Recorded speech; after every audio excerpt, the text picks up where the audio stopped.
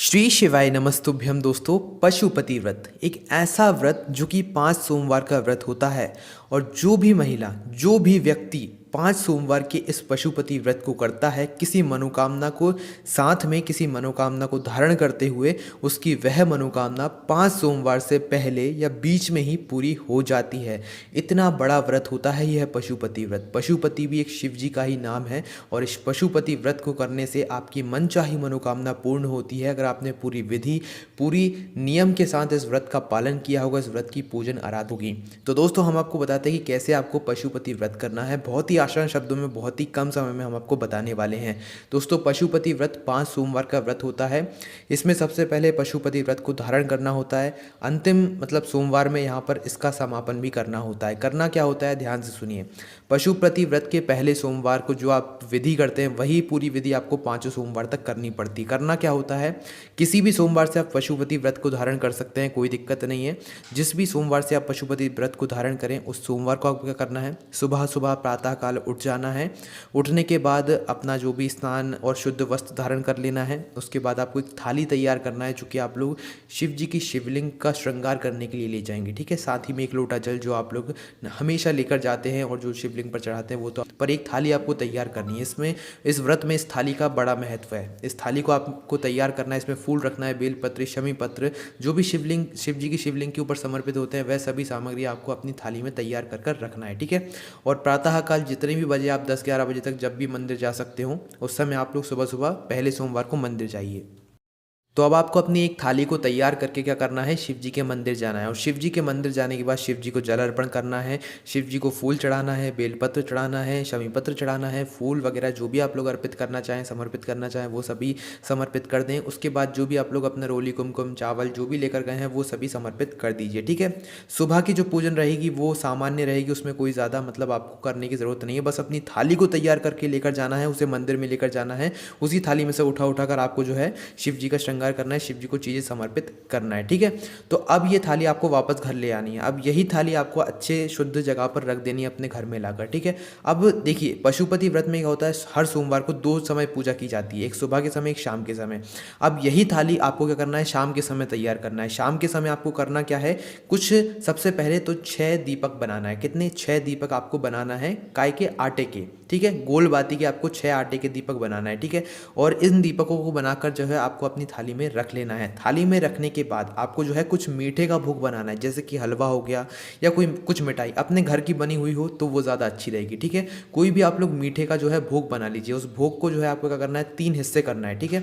घर से करके ले जाइए या मंदिर में जाकर उसके 3 हिस्से आपको करना है। इतना भोग बनाइएगा, भोग उतना ही बनाइएगा जितना आप मतलब उतना 3 हिस्से हो जाएं आपको, ठीक है। ज़्यादा भोग नहीं बनाना है क्योंकि उस भोग को सिर्फ आपको ही खाना है और कोई उस भोग को नहीं खा सकता। तो दोस्तों अब आपको शाम की थाली तैयार करनी है, पर थाली वही होनी चाहिए जो कि आप सुबह पूजा के समय लेके गए थे, ठीक है। जो सुबह आप लोग थाली मंदिर लेकर गए थे वही की वही थाली आपको शाम को तैयार करनी है। उसी में वापस से रोली कुमकुम चावल बेलपत्र फूल वगैरह जो भी आप लोग रखना चाहे शिव जी की पूजा के लिए वह सभी रख लें। साथ ही में 6 आटे के दिए, उसमें गोल बाती होनी चाहिए, वो रख लीजिए। साथ ही में जो आपने प्रसाद का भोग बनाया उसके 3 हिस्से कर जो है उसी थाली में रख लीजिए। अब जाइए शिव जी के मंदिर में प्रदोष काल में या शाम के समय, ठीक है, जब आप लोग का मन करे। प्रदोष काल में, प्रदोष काल के बाद भी जा सकते हैं। अब शिव जी के मंदिर जाइए। शिव जी के मंदिर जाने के बाद जो भी आप लोग शिव जी को जो है समर्पित करना चाहते हैं, शिव जी का श्रृंगार करना चाहते हैं, बेलपत्र फूल वगैरह जो समर्पित करना चाहते हैं वो समर्पित कीजिए। उसके बाद अब आपको क्या करना है, अब आपको 5 दीपक लगाना है, ठीक है। कितने,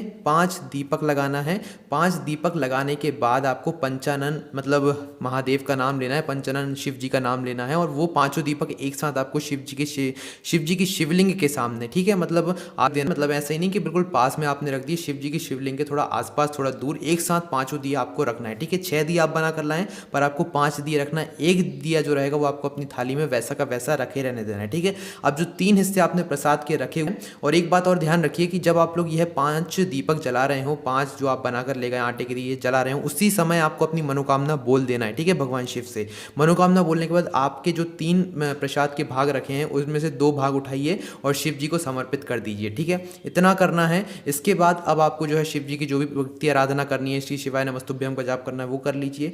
जाप करने के बाद सभी पूजा आराधना करने के बाद अब आपको अपने घर वापस आना है, एक बचा हुआ प्रसाद का भोग वापस लेकर और एक दिया वापस लेकर, ठीक है। उसी थाली को वापस लेकर आ जाना है। अब जब आप अपने घर में आ रहे हो तो घर के प्रवेश द्वार पर आपको रुक जाना है। प्रवेश द्वार का जो सीधा हिस्सा होगा, आप मतलब जब अपने घर के अंदर घुस रहे हो तो उस समय आपका जो सीधा हाथ होगा उसी चौखट की साइड पर, उसी सीधे हाथ पर आपको वो जो एक दिया बचा कर लाए ना, अपनी घर की मुख्य चौखट पर जो है आपको वो एक दिया लगा देना है। ठीक है, उस दिए को लगाते समय आपको भगवान शिव का स्मरण करना है, साथ ही में अपनी मनोकामना वापस से बोलना है। ठीक है, उस जगह पर वह दिया जलाना है, मनोकामना बोलना है और उसके बाद अपने घर के अंदर प्रवेश करना है। घर के अंदर प्रवेश करने के बाद अब आप लोग जो है शाम के समय खाना खा सकते हैं, पर खाना खाने से बाद का एक हिस्सा बचा कर लाए हैं, उस प्रसाद के हिस्से को आपको खुद पहले ग्रहण करना है। खाना खाने के पहले ग्रहण करना है, उसी के बाद आपको कुछ खाना है। ठीक है, पहले आप जो प्रसाद मंदिर से बचा कर लाए हैं, 3 भाग ले गए थे, एक भाग जो बचा कर लाए, 2 भाग आपने मंदिर में चढ़ा दिए, एक भाग, उस भाग को पहले आप खाइए घर में प्रवेश करने के बाद, उसके बाद ही आप लोग और कोई चीज़ खाइएगा। ठीक है,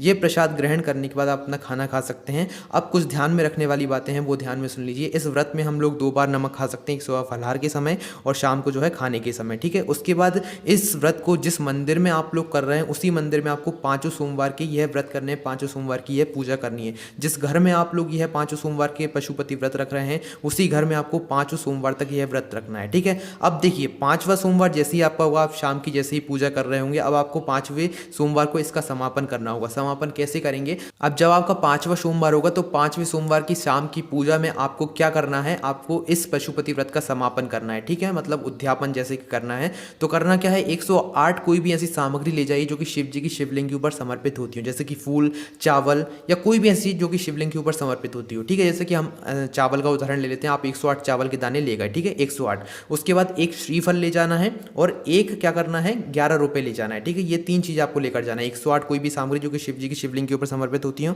उदाहरण के लिए चावल, और उसके बाद एक श्रीफल और 11 रुपए, ये आपको समापन के समय जो है शिव जी के मंदिर में ले जाना है। ठीक है, अपने 5वें सोमवार की पूजा के बाद। ठीक है, तो लेकर जाने के बाद आपको जो है शिव जी की शिवलिंग के मतलब आसपास समर्पित कर देना है, शिव जी के मतलब चरणों में समर्पित कर देना है, शिवलिंग के ऊपर नहीं समर्पित करना है। जो 11 रुपए आप लोग लेकर गए हैं वो शिव जी के पास रख दीजिए, और जो 11 मतलब जो 108 आप लोग जो भी सामग्री लेकर गए हैं वो शिव जी की शिवलिंग के ऊपर समर्पित कीजिए। एक साथ कर सकते हैं, कोई दिक्कत नहीं। एक श्रीफल भी आपको शिव जी की शिवलिंग के ऊपर समर्पित करना है, और जो 1 रुपया मतलब जो 11 रुपये आपके रहेंगे वो आपको शिव जी के चरणों में समर्पित कर देना है।